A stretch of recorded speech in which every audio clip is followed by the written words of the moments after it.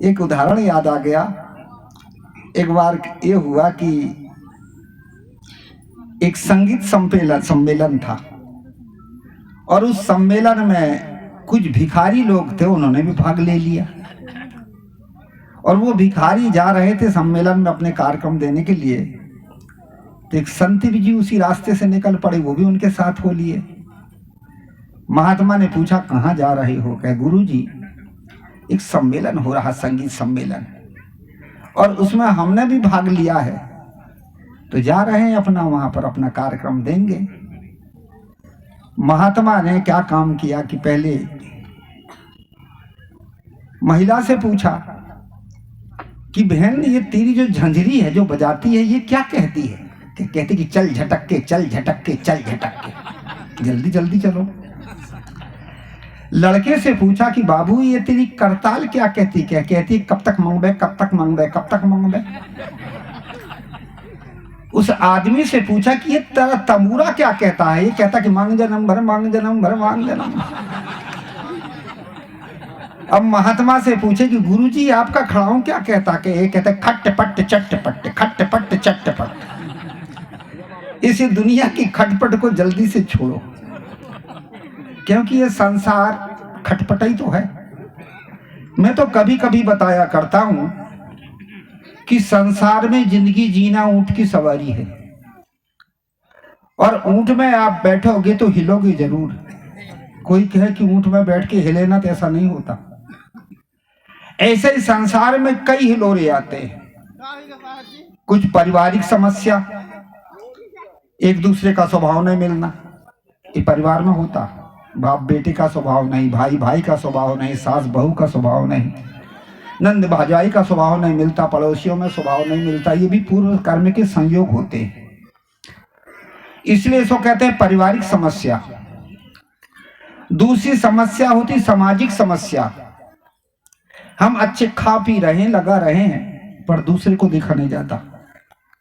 आदमी जलता है किसी भी प्रकार से, इसको किसका बिगाड़ कैसे हो। तीसरी समस्या होती है आर्थिक समस्या। कमाते हैं पर पूरा पड़ता नहीं। क्यों ये आर्थिक समस्या आती? कि आपके पास में फैशन है और दुर्व्यसन है, इसलिए फैशन और दुर्व्यसन ही अर्थ को बर्बाद करती है। कितना भी कमाओ तो ये पूरा नहीं पड़ता। पुरुषों में होता दुर्व्यसन और महिला में होती फैशन, और जिन घरों में दुर्व्यसन और फैशन है तो अर्थ कहां से आएगा? आर्थिक समस्या। कभी कभी होती है सामाजिक समस्या, जो है क्या कहते हैं, मानसिक समस्या, चिंता, फिकर, शोक। कितने लोग इतने होते हैं जिसे मानसिक समस्याओं से परेशान होते हैं। आज लोग पागल हो जाते हैं मानसिक समस्याओं से। ये मन के संतुलन ठीक ना होने के कारण दो बीमारी ज्यादा होती हैं, एक हार्ट अटैक और एक जो है हार्ट अटैक के साथ ब्लड प्रेशर। ये हार्ट अटैक भी होता है, ब्लड प्रेशर भी होता है, परंतु ब्लड प्रेशर में महिला और पुरुष का जो है बराबर है, दोनों का आंकड़ा। महिला भी को भी ब्लड प्रेशर होता है, पुरुष को भी ब्लड प्रेशर होता है, पर हार्ट अटैक में पुरुष ज्यादा और महिला कम। ऐसा क्यों होता? ऐसा इसलिए होता है कि ये बहनों में होती भावुकता। जो भी कठिनाई आती है तो बेचारी वे रो के निकाल देती है। एक ने रोई, दूसरे ने कह दी हाँ दीदी, हाँ बहनी, साफ। और आप रोगे तो लोग कहेंगे क्या रो, औरत जैसे रो रहे हो, तो मसोस मसाट के अलग रोते हो। ये जो सिर के बाल है ना, ये महिलाओं के कम झड़ते हैं, पुरुषों के ज्यादा। ये क्यों झड़ते हैं? अब जो ज्यादा सोचता है ताकत पर से झड़ेगा ही। हास्य कवि की एक कविता याद आ गई मुझे। एक दिन हमसे पूछन लागे पंडित पन्नालाल, एक काका हाथरसी एक हुए कवि, उन्होंने कहा कि एक दिन हमसे पूछन लागे पंडित पन्नालाल, और पुरुषों के मस्तक से क्यों उड़ जाते बाल? ये पुरुषों के मस्तक से बाल क्यों उड़ जाते? तो काका हाथरसी ने लिखा है कि हमसे प्रश्न नहीं बना तो हमारे गांव में एक लाल बुजग्गर थे, उनसे जाके पूछने लगे। कहे काका कबराए गए हम भागे भागे, और प्रश्न कर दिए लाल बुजग्गर जी के आगे। तो लाल बुजग्गर क्या उत्तर देते हैं? काया के जिस भाग से लेते ज्यादा काम, और बाल नहीं जमता वहां बंजर होता चाम। बंजर होता चाम, औरतें गप्प लड़ाती, इसलिए इनकी दाढ़ी मूछें नहीं उग पाती। अर्थ है कि आदमी ज्यादा सोचता है, और ज्यादा सोचता है तो बीमारियां तो बढ़ेंगी। इसलिए ब्लड प्रेशर महिलाओं को कम, पुरुषों को ज्यादा क्यों होता है? महिलाओं होती भाव को रोके निकाल देती, और हम लोग नहीं निकाल पाते। दूसरे नंबर में महिलाओं का हृदय थोड़ा हल्का होता है, चुगली चकारी करके इधर उधर करके साफ। और आप तो चुगली चकारी भी नहीं करोगे, और कोई घर की चुगली करेगा, क्या यार औरत घर को बर्बाद कर रहे हैं, चुगली कर रहे हैं घर की, और आप डांटे जाओगे। तो ये सारी समस्याएं हमारे जीवन में होती। मैं बता रहा था, व्यवहारिक समस्या, पारिवारिक समस्या, सामाजिक समस्या, आर्थिक समस्या। ये ऊंट की सवारी तो है, और इसकी ऊंट की सवारी में हिलोरे ही आएंगे। अब ये हिलोरे आएंगे। अब ये हिलोरे कैसे रहें? ऊंट ठीक से पकड़े रहो बैठ के, और थोड़ा थोड़ा हिलते भी रहो, तो गिरोगे नहीं। पहले पहले मैं जब राजस्थान में गया तो लोग ऊंट से पार हो रहे थे, नदी बाढ़ थी, 2-2, 3-3, 4-4 लोग बैठ करके पार हो रहे थे। हमारा भी नंबर आया। पूछा ऊंट वाले ने, महाराज कहाँ के रहने वाले हो? उनका मध्य भारत का हूँ। क्या कभी ऊंट में बैठे थे कि नहीं? करना कभी नहीं बैठा था। क्या बाबा जब बैठोगे ना ऊंट में, तो जैसे जैसे ऊंट हिले ऐसे ऐसे आप भी धीरे धीरे हिलते रहना। मैंने कहा ना हिला तो क्या झटका लगेगा? ऐसे ही संसार में हिलते रहो, हाँ दादा हाँ भैया करते रहो, और ज्यादा अकड़े रहे तो गिरोगे ही। दूसरा नंबर उसने कहा कि बाबा जी हिलत हिलत कहीं गिर भी सकते हो, तो ठीक से पकड़े रहना। यहीं से फार्मूला लिया कि संत महापुरुषों का आधार पकड़े रहो, सत्संग का आधार पकड़े रहो, ज्ञान का आधार पकड़े रहो। ये ज्ञान का आधार ही आपको संभालेगा। संतों के सत्संग सुनने से हमारे भीतर विवेक की जागृति होती है, और जब विवेक जाग जाता है तो हमारे भीतर जो समस्या आती, वो समस्या हमारी समझदारी और हमारा विवेक और हमारी बुद्धि और हमारी साधना ही हमको संभाल लेती। इसलिए सत्संग और ज्ञान का आधार की हमें जरूरत है। एक जगह एक व्यक्ति कहीं चला जा रहा था, रास्ते में हो रहा था सत्संग, और सत्संग में कथाकार ये बात सुना रहे थे रामायण की चौपाई को लेके कि जो सही दुख पर छिद्र दुरावा, और बंद नियत ही जगजस पावा। जो स्वयं कष्ट सह करके दूसरे की कमी को ढांकता है, अर्थात कमी को संभालता है, कमजोरी को संभालता, उसकी संसार में बंधना होती है। अरे बड़ी अच्छी बात बताइए। तो सदगुरु कबीर की साखी को भी वो बता रहे थे कि अब तय समर समार। सदगुरु कबीर साहब ने कहा कि सतगुरु वचन सुनो हो संतो, मत लीजिए सिर भार, हो हजूर ठाड़ कहते हो अब तय समर समार। खुद संभलो और दूसरे को संभालो। तो महात्मा बड़ी अच्छी बात बता गए। वह बात घर कर गई हृदय में। कहा जाता है कि अंत में 16 साल के बाद, मैं ये बताने जा रहा हूं कि कभी कभी ज्ञान के संस्कार, धर्म के संस्कार, सदाचार के संस्कार ये नाश नहीं होते। ज्यों खेत में बीज सड़ता न गलता, संयोग पाकर समय पर उपजता। खेत में बीज सड़ता गलता नहीं है। कौन सा बीज? कभी कभी ये लाखड़ी त्योड़ा नाम का एक होता था ना पहले, उसको बो देते थे, और काटते समय जब झड़ता था, बरसात पूरी चली जाती थी पर उगता नहीं था, और जब समय आए तो उग जाए, उसको लमेरा कहते थे लोग, है ना। ऐसे ये संस्कार हमारे हैं, ये जल्दी नाश नहीं होते, ये रहते हैं, पाप के भी, पुण्य के भी, धर्म के भी। और ये संस्कार तो हमारे साथ ही है। 16 साल के बाद उसने अपने लड़के की शादी की। जब लड़के की शादी की तो बड़ी खुशी हो गई। घर में बहू आई, और जब ये बहुएं घर में आती है ना, तो लोग कहते लक्ष्मी जी आई, कहते ना लक्ष्मी। पर आज की लक्ष्मी कैसी है मैं बता देता हूं। घर की लक्ष्मी बहू कहाँ है, और सास ससुर से गोबर फेंका है। सोई रहती है सास ससुर, गाय भैंस निकाल के गोबर फेंकते। एक बुढ़िया अपने बहू को जगा रही थी, उठ बेटा उठ उठ। तो वो बहू ने कहा अब तो मुर्गा बोले ही नहीं है। बुढ़िया ने कहा सब मुर्गा खा खा के खत्म कर दे, 2-4 ठो बचे हैं। तो बेचारे डर के मारे 12 बजे बोलते, तू 12 बजे उठेगी क्या? ऐसे ही घर में बहू आई, बड़ा स्वागत सत्कार हुआ बहू का। और फिर क्या मनाया गया? आशीर्वाद समारोह। गांव के लोगों को बुलाया गया, सब आए, खाए पिए रिश्तेदार। पर जो सियाने बूढ़े मान्यवर लोग थे उनको बहू के द्वारा बनाया हुआ भोजन खिलाया गया।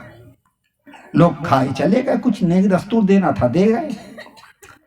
पीछे से वही व्यक्ति ने भोजन किया। कौन सा? उसका जो ससुर था जिसने सत्संग सुना था। और जब भोजन किया तो भोजन में क्या था कि दाल में नमक ज्यादा, सब्जी में मिर्चा ज्यादा। खोपड़ी खराब हुए बूढ़े की। ये खोपड़ी खराब क्यों होती? ये होती है जैसा हम सोचते हैं उस अनुसार नहीं होता तो हम समस्या तैयार करते ही, यही है खोपड़ी खराब होना। परिस्थितियां जीवन में आती, सुख दुख अनुकूलता प्रतिकूल, ये पूर्व कर्म या वर्तमान के असावधानी से आती है। परंतु परिस्थितियों को हम न समझी से हम समस्या बनाते हैं और समस्या बनाकर उसमें उलझ जाते हैं। बूढ़े ने समस्या बना लिया। बूढ़ा सोचने लगा कि इतने घर छांट के, इतनी लड़कियां छांट के मैंने ये बहू को लाया, परंतु इसको भोजन बनाने का भी ढंग नहीं। ये तो मेरी नाक ही कट गई। अब पता नहीं गांव के लोग कहे कि नहीं कहे, पर मन से सोच के समस्या तो बना लिया। ये हमारी समस्या, हम समस्याएं बनाते हैं सोच सोच के। संत कहते हैं सोचो कम और समझो ज्यादा। जितना ज्यादा सोचोगे उतने दुख पैदा होगा। मेरे घर क्या क्या नहीं है, मेरे पास क्या चीज की कमी है, तो दुख होगा। और समझ लो कि जो मेरे भाग में वही तो होगा, तो आपको दुख और समस्या नहीं आएंगी। ऐसे ही बूढ़े ने समस्या बना लिया और सोचा कि चलो 2-4 सुना दूं बहू को। जब खोपड़ी खराब होती तो 2-4 तो सुनाई देते। कैसे सुनाते हो आप लोग? तेरे बाप घर यही खाते हैं, तेरी माँ ने ऐसे ही सिखाई है, खड़े खड़े बोलते हैं। ऐसे ही बूढ़े ने सोचा कि लाओ 2-4 सुना दूं, और झटपट सत्संग की बात याद आ गई। क्योंकि उसके भीतर विवेक था। विवेक आया, विवेक से जगा दिया। बड़ा सुंदर कहा कि जो गुरु बसे बनारस, शिष्य समुंदर तीर, बिसराए बिसरे नहीं जो गुण होए सरूर। गुरु यदि बनारस में भी हो, माने काशी जी में, शिष्य समुद्र के तीर बंबई कलकत्ता मद्रास में हो, पर गुरु का ज्ञान, महापुरुषों की शिक्षा ये नहीं भूलती। ऐसे ही जो है हमारे भीतर ज्ञानी तो गुरु है। हमारे गुरु जी का जब अंतिम समय था, सदगुरु श्री राम स्वरूप साहब जी, तो मैंने कहा साहब जी, जिस दिन ये आपका शरीर नहीं रहेगा उस दिन हम क्या करेंगे? उन्होंने बड़ी सुंदर बात बताई। उन्होंने कहा कि तेरा गुरु तेरे भीतर है और उस गुरु को संभाल के रखना, वो तेरी रक्षा करेगा। उनका कौन सा गुरु? क्या? जो मैंने ज्ञान दिया है, जो संतों से सुना है, जो धर्म महापुरुष, धार्मिक महापुरुषों से सुना है, वही गुरु है। और गुरु थोड़ी कोई दूसरा होता है। बहुत बढ़िया। ऐसे ही उस बूढ़े क्या हुआ कि जब उसको एकदम से क्रोध आया तो झटपट विवेक जाकर महात्मा की बातें याद आ गई। महात्मा कह रहे थे कि खुद संभलो और दूसरे को संभालो। रे मैं क्या काम कर रहा हूं? ये है समझदारी। इसका नाम है विवेक की जागृति। ये कब होता? बिन सत्संग विवेक न होई। बिना सत्संग से, बिना ज्ञान से आदमी के भीतर जब ज्ञान पैदा होता तब विवेक की जागृति होती है। और बूढ़े का विवेक आ गया। क्या आ गया? ओहो मैं गलत कर रहा हूं। जब समझदारी आती, विवेक जागता, तो अपनी अज्ञानता अपने आप को दिखती। ये दो चीज जल्दी नहीं दिखती। अपनी अज्ञानता और अपनी विशेषता जल्दी समझ में नहीं आती। यदि अपनी विशेषता समझ में आ जाए कि मैं आत्मा हूं, मैं चैतन्य हूं, फिर परमात्मा की जरूरत ही क्या है? अपनी अज्ञानता नहीं दिखती है, दूसरे की दिखती है। ऐसे उसे अपनी अज्ञानता देखने में आ गई कि मैं गलत कर रहा हूं। ये तो अभी नई है, लड़की है। यदि कहूंगा, डांटूंगा, डरेगी, भय खाएगी, प्रेम कहां से पैदा होगा? दूरियां बनाएगी तो घर कैसा चलेगा? इसका नाम है विवेक। समस्याएं जीवन में आती हैं, पर हमारे पास यदि विवेक जागता है तो हम उसको सोचते हैं, समझते हैं, फिर समस्या का हल कर लेते हैं। बूढ़ा भोजन करने लगा, अपने क्रोध को रोक लिया, और जब भोजन करने लगा बहू ने पूछा, बाबूजी भोजन कैसा है? कहे बहुत बढ़िया है। बढ़िया बढ़िया कुछ नहीं था, मिर्चा से आंसू आ रहे थे। क्या बाबूजी आंसू काहे के? बेटा ये तो प्रेम के आंसू हैं। प्रेम के नहीं थे, मिर्चा के थे। बहू ने सोची कि प्रेम के आंसू के, सब्जी कैसी? क्या बहुत बढ़िया है। क्या एक चम्मच सब्जी और दे दूं? कि अब ज्यादा प्रेम बर्दाश्त नहीं होगा। इसको कहते हैं क्या है ये? समझदारी। संतों के सत्संग से हमारे जीवन में समझदारी आती है, और समझदारी के द्वारा हमारा विवेक जागता है, और विवेक से हम अपने आप को संभाल लेते हैं। इसलिए ये सत्संग की जरूरत है। सदगुरु कबीर साहब इसी बात को समझाने के लिए बड़ी सुंदर बात बता रहे हैं।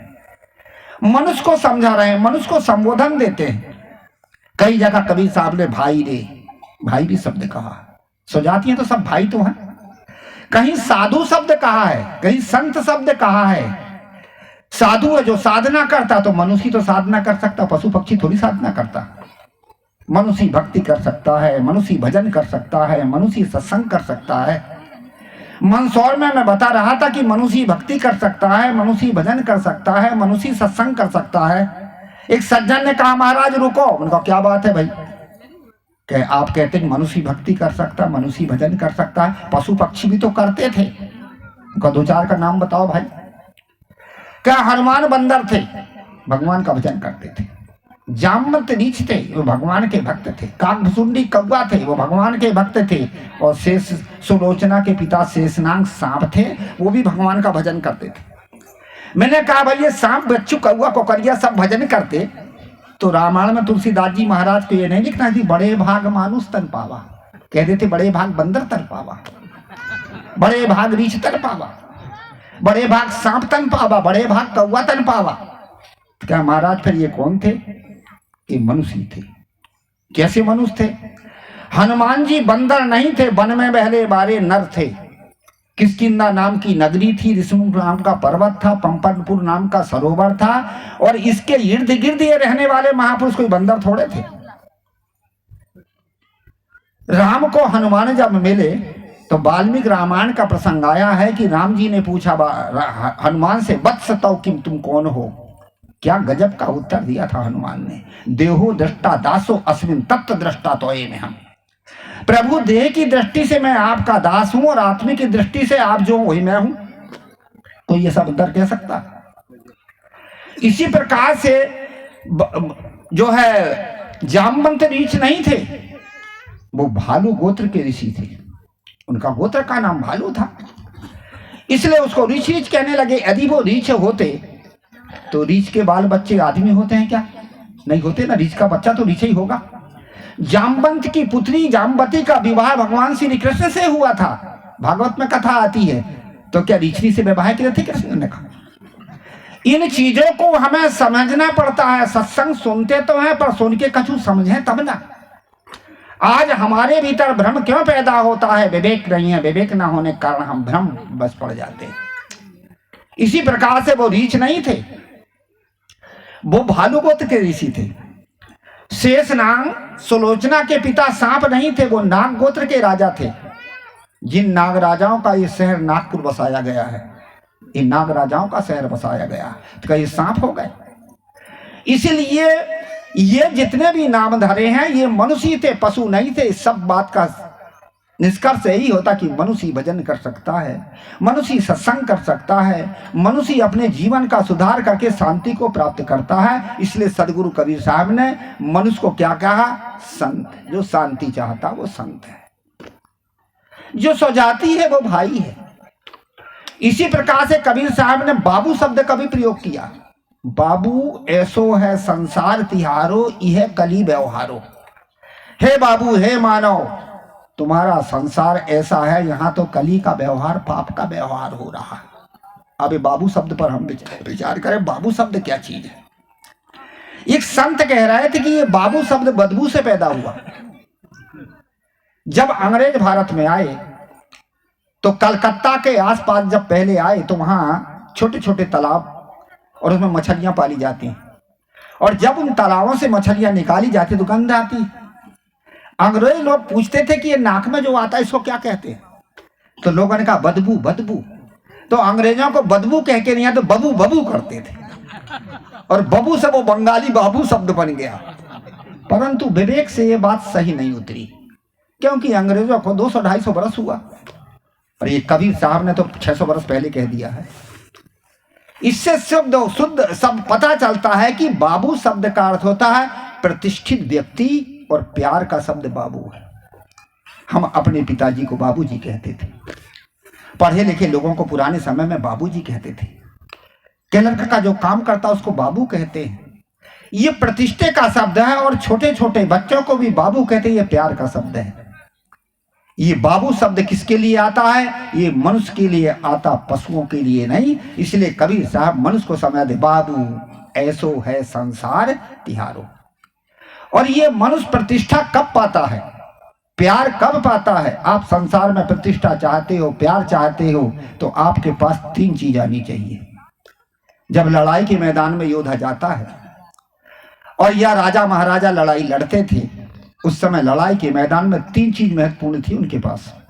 सबसे पहले हथियार, जिसके द्वारा और शत्रु को वार किया जाता था।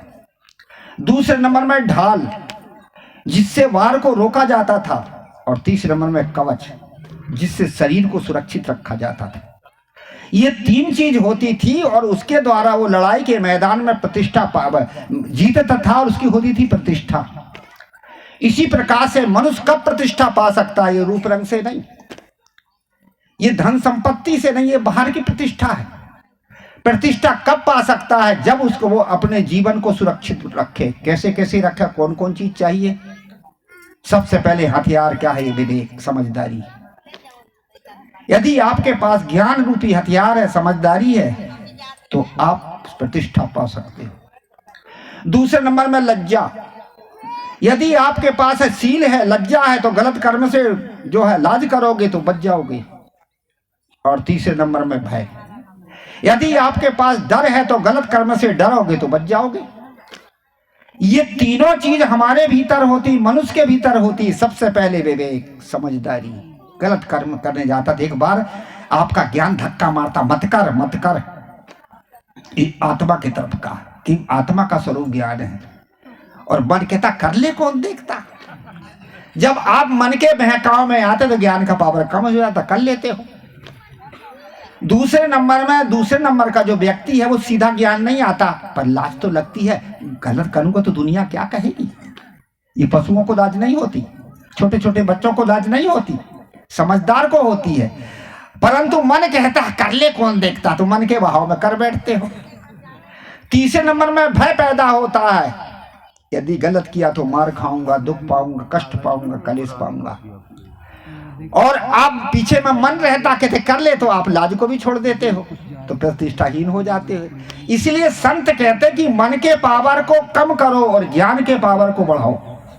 नित्य खरसान लोहा गुण छूटे, और नित्य की गोष्ठी माया मोह टूटे। रोज रोज के खरसान से लोहे की जंग दूर होती है, इसलिए बार बार ज्ञान की गोष्ठी से मन का राग, मन का पाप दूर होता है। साहब समझाते, बाबू हे मानव, प्रतिष्ठित मानव, तुम तो प्रतिष्ठित हो, पर तुम्हारा संसार कैसे है? तुम्हारा जो संसार है, तुम्हारा जो जीवन है, वो कैसे, तुम व्यवहार संसार में किस प्रकार से कर रहे हो? अब संसार बताऊं क्या चीज है। संसार पहले किसान लोग सन बोते थे खेतों में, जिसकी रस्सी बनाई जाती थी, और उस सन के सार को यदि भीतर की काड़ी को सनकारी कहोगे, लकड़ी को, तो वो टूटने वाली है। और छिलके को सार कहोगे तो बांधने वाला, यही तो संसार है। पहले बांधता फिर तोड़ के फेंक देता, इसी का नाम है संसार। ममता में पहले आदमी बंधता है, और पीछे से स्वभाव नहीं मिलता तो तोड़ के फेंक देता, ये तो संसार है। क्या संसार है? साहब कहते तुम्हारा संसार कैसा है? स्वार्थपूर्ण है। हम किसी से पहले लालच में बांधते हैं, और धोखा दे के पीछे से उसको छोड़ देते हैं, त्याग देते हैं, धुतकार के अलग कर देते हैं। इसलिए जो है साहब कहते कि तुम्हारा संसार कैसे है? ऐसा है। यह कली व्यवहारो, और यहां क्या चौध होता है? कली कहते पाप का व्यवहार होता है। अब ये पाप क्या चीज है? पाप है हमारे भीतर, मन में जब विकार पैदा होता तो वही बन जाता हमारा पाप। पाप कहीं अलग से नहीं आता, आपके मन में विकार बन जाता है। यहां पाप शब्द का अर्थ लिया है, पुराणिक कथा की मान्यता है कि पाप कली का अर्थ होता, कहते कलयुग में ज्यादा पाप होता था। अब हमारे पंडितों ने क्या बता रखा है, सतयुग त्रेता द्वापर में पाप ही नहीं था और कलयुग में ज्यादा पाप होता है। अब पुराण उठा के आप देखिए तो इनके भगवान कब कब अवतार लेते हैं, जब जब होए धर्म की हानि, बाड़े असुर अधम अभिमानी, और तब तब राम मनुष्य तन धरि भक्त हेतु लीला बहु करी। जब जब अधर्म बढ़ता है तब पाप पैदा होता है और भगवान अवतार लेते हैं और अधर्म को दूर करते हैं, पाप को दूर करते हैं। तो विचार करो कि सतयुग में भगवान को कितने बार अवतार लेना पड़ा, इनके 4 बार। तो पाप ज्यादा रहा होगा तभी तो अवतार लेना पड़ा 4 बार। मच्छ कच्छ बरा है नरसिंह। फिर द्वापर में, त्रेता में फिर 2 बार, शायद पाप कम होगा, 3 बार राम परशुराम वामन। फिर द्वापर में 2 ही बार कृष्ण बौद्ध, है ना। अब कलयुग में पापा ही नहीं है तो भगवान की जरूरत ही क्या है। अब उल्टा हो गया कि नहीं। पाप का अर्थ होता है हमारे मन में जो काला मैलापना है, यही पाप है। और ये कब होता है, पाप का व्यवहार कब होता है, जब हमारे मन में स्वार्थ आता है तब। हमारे भीतर में भावनाएं होती, एक होती कर्तव्य भावनाएं, यहां से धर्म उत्पन्न होता है, धर्म भावना से कर्तव्य भावना आती है।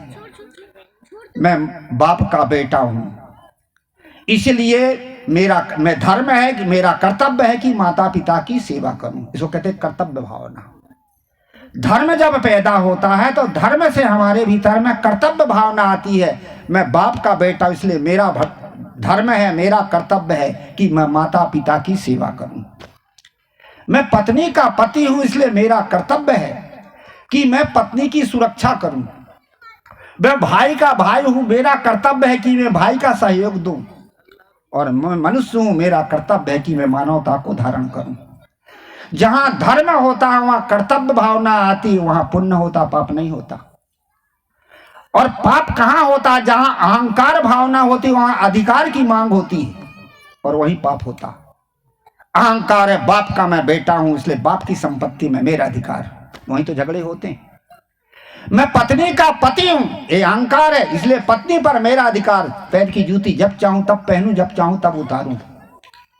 जहां हमारे भीतर धर्म भावना आती वहां पाप नहीं होता, जहां अहंकार और अधिकार भावना आती वहीं पाप होता। यही तो कली का व्यवहार, इसलिए हम पाप करते हैं।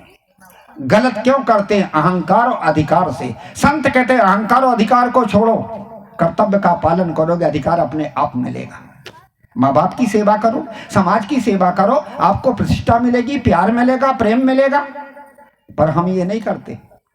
इसलिए पुराने समय में आप देखिए, जब आदमी के पास में इतना पाश्चात्य ये नहीं आया था, दूसरे देशों की नकल नहीं थी, तब हमारे धर्म ग्रंथों का अध्ययन करते थे, धर्म का व्यवहार थे। स्कूल में धार्मिकता सिखाई जाती थी, माता पिता की सेवा करो, गुरुजनों का आदर करो, ये महापुरुषों की इतिहास बताया जाता था। इसलिए आदमियों के भीतर धार्मिकता थी। आज तो हम कहां की चीजें सीख करके उल्टे हो गए। इसलिए वहां कर्तव्य भावना था, धर्म भावना थी। तो पुराने समय में जब किसी से पूछा जाता था, पुरुष से, कि आपकी ये कौन है पत्नी के प्रति, तो क्या कहते थे, मेरी धर्म पत्नी है, ऐसे कहते थे। धर्म भावना थी ना। अब धीरे धीरे पढ़ाई लिखाई का जमाना आया, सभ्यता आई, कहती ये मेरी श्रीमती है। और अब क्या कहते हैं अंग्रेजी के जमाने में, ये मेरी मिसेस है। और मिसेस कौन होती, मिस माने बहाना बनाने वाली, इधर की बात उधर, उधर की उधर, बस। अब कहां से धर्म पैदा होगा, उल्टी सीधी बात बता करके, झूठ झापड़ करके अपने स्वार्थ को साधना। अब पुराने समय में पहले इन बहनों से पूछा जाता था कि बहन जी आपके कौन है, तो पहले की बहनें कहती है मेरे धर्म पति हैं। फिर धीरे धीरे कहने लगी मेरे श्रीमान जी हैं।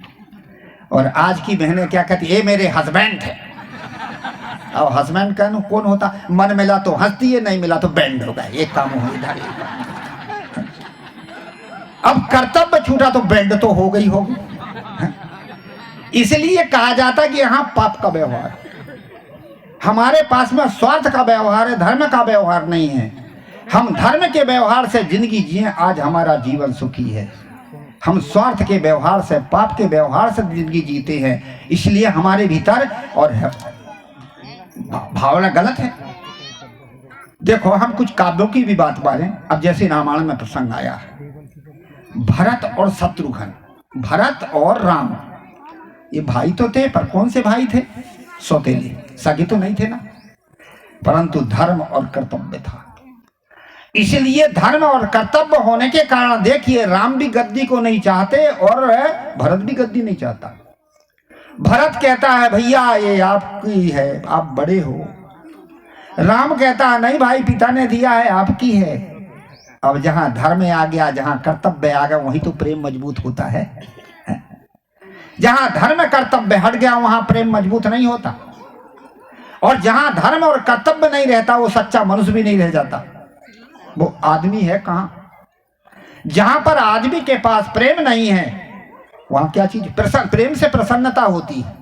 और जहां प्रेम नहीं है, वहां प्रसन्नता नहीं होगी, वहां चेहरे में क्रोध आएगा। और क्रोध आएगा तो विकृति पैदा होगी कि नहीं? धर्म नहीं है तो प्रेम हट गया, प्रसन्नता हट गई, क्रोध हट गया। क्योंकि चेहरे में क्रोध जब आता है तो आदमी बन जाता राक्षस। एक चुटकुला याद आ गया। दो पति पत्नी थे, बढ़िया सत्संग में बैठते, संतों की बात सुनते। तो होता ये थी, कभी कभी लड़ पड़े, कोई बात पे उलझ जाए, पाछे से पछताए कि बड़ा मुश्किल हो गया। गुरुजी आए, गुरुजी से कहा महाराज जी आपकी बात अच्छी लगती है, सत्संग की बड़ी अच्छी लगती है, सेवा भी करते हैं, पर हम लोगों में आपस में झगड़ा हो जाता है, ये क्यों हो जाता? अब ऐसा कोई उपाय बताओ गुरुजी जिसमें झगड़ा ना हो, एक दूसरे में गुस्साए ना। महात्मा ने दोनों को एक एक चश्मा दे दिया और महिला से कह दिया कि जब पति झगड़ा उठाए ना तो ये चश्मा लगा लेना, और आदमी के रूप में देखे तो समझा लेना। आदमी समझता है, नहीं तो थोड़ा समझा नहीं पाओगी तो लड़ भी लेना, पर बराबरी दार में लड़ाई में कुछ खतरा नहीं होता। और पशु के रूप में देखे तो झगड़ा भी नहीं करना, लड़ना भी नहीं, कि पशु की ताकत ज्यादा होती है। वही बात महात्मा ने पुरुष को भी कह दिया चश्मा देके। कुछ दिन के बाद में हुआ, महात्मा तो चले गए। अब महिला ने झगड़ा उठाई, कुछ घर में खटपट लगाई, तो पुरुष ने झटपट चश्मा लगाया, तो देखा तो कुतिया जैसे देखा है। अरे के जा कुतिया देखो। अब महात्मा ने कहे थे कि समझा लेना, अब कुतिया को क्या समझाऊं। और कहे थे कि झगड़ा नहीं करना, झगड़ा करूं तो अब एक काट दे तो 18 इंजेक्शन लग जाए। चप्पाई हो गया। कुछ दिन के बाद में पुरुष ने झगड़ा उठाया, महिला ने जब चश्मा लगाई, और जैसे ही चश्मा लगाई तो कुत्ता जैसे दिखाए। कहिए कुत्ता को क्या कहूं, अब समझाऊं नहीं, ये तो समझेगा नहीं। और इसको यदि मैं जो है लड़ाई करूं तो काट लेगा। दोनों चुप हो गए, झगड़ा ही खत्म। कुछ दिन के बाद में महात्मा ने कहा बेटा घर में झगड़ा हुआ कि नहीं? अरे गुरुजी चश्मा तो काम कर गया। अब बताइए वो चश्मा किस चीज का था? महिला ने कहा मैंने इनको देखी थी जो कुत्ता जैसे दिखाए। पुरुष ने कहा जब भी तो कुतिया जैसी दिखाती। तो अब कहे गुरुजी अब बताओ वो चश्मा किस चीज का है? महात्मा ने कहा वह चश्मा था विवेक का। जब आदमी के भीतर स्वार्थ और क्रोध आता है वो आदमी नहीं रह जाता। आदमी की 3 चीज है जो आदमी को आदमी के रूप में होती है। एक तो चेहरा में प्रसन्नता, दूसरा मस्तिष्क में विचार सद्विचार हो, तीसरा आदमी के कर्म। और जब आदमी के पास क्रोध आता है तो चेहरा भी बिगड़ जाता है, हृदय भी बिगड़ जाता है और कर्म भी बिगड़ जाता है। इसलिए जो है वो था विवेक का चश्मा। महात्मा ने कहा, महिला ने कहा बिल्कुल ठीक है।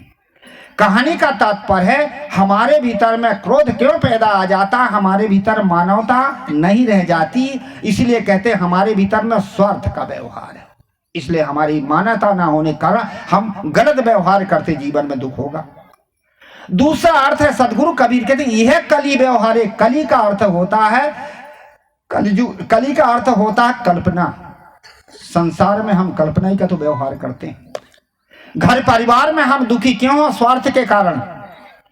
और जब हमारे जीवन में दुख पैदा होता है तो हम कल्पना पैदा करते हैं और हम कल्पना का व्यवहार करते हैं। अब कल्पना का व्यवहार क्या चीज है? हम कल्पना करके मान लेते हैं और मान्यता में पढ़ करके हम आए हुए सुख को भी दुख बना लेते हैं। अब हमारी मानता ही तो है, कोई कहीं जा रहा हो रास्ते से और खाली घड़ा वाला मिल गया हो तो कहेंगे हो काम ही बिगड़ जाएगा। क्या वो खाली घड़ा काम बिगड़ देगा क्या? कोई तेली जात का हो और मोह दीक्षायत कहते शरीचर के दर्शन हो गए, अब काम ही बिगड़ जाएगा। ये हमारी कल्पना ही तो है। रास्ते में चल रहे हैं, बिल्लिया ने दान काट लिया, या एक जो होता है जानवर, क्या कहते हैं आपकी भाषा में? इधर नहीं, हमारे से तो लड़ैया कहते हैं, सियार। हाँ? वो रास्ता काट लिया था, कहते अरे सियार ने रास्ता काट लिया, काम बिगड़ गया। किसी ने छींक दिया तो छींक दिया, अरे काम बिगड़ गया, लौट जाओ। अरे भाई जिंदा आदमी तो छींकेगा, मरा छींके तब तुम्हारा काम बिगड़े। पर ये हमारी मान्यताएं, हम कल्पना में पढ़ के, मान्यताओं में पढ़ के आए हुए सुख को भी दुख बना लेते हैं। उदाहरण देके समझाऊं। एक बार एक ने अपने लड़के की शादी किया। शादी करने के बाद में जब बारात लौट के आई तो पशुओं को चारा देने के लिए, और वो कहां चला गया? जहां भूसा घास रखा था। सर्प बैठा था, सर्प ने काट लिया। सर्प ने काटने के बाद में घर वालों को ये हो गया, भ्रम हो गया कि ये बहू खोड़ल है, माने अलक्षणा है, क्योंकि इसने आते ही ससुर को खा गई। कितनी गंदी मान्यताएं हम लिए बैठे हैं। अरे क्यों कोई ससुर को खा गई क्या? अरे बेचारे का प्रारब्ध आया, अपरारब्ध आया, सर्प ने काट लिया, क्या उसने खाई? पर हमारे भीतर ये मान्यता बड़ी है। ऐसे ही लोगों को हो गया कि ये जो है, और ससुर को खा गई। कुछ दिन के बाद उन्हें रहा नहीं गया और मिट्टी के तेल डाल करके उसको जला के मार डाला गया।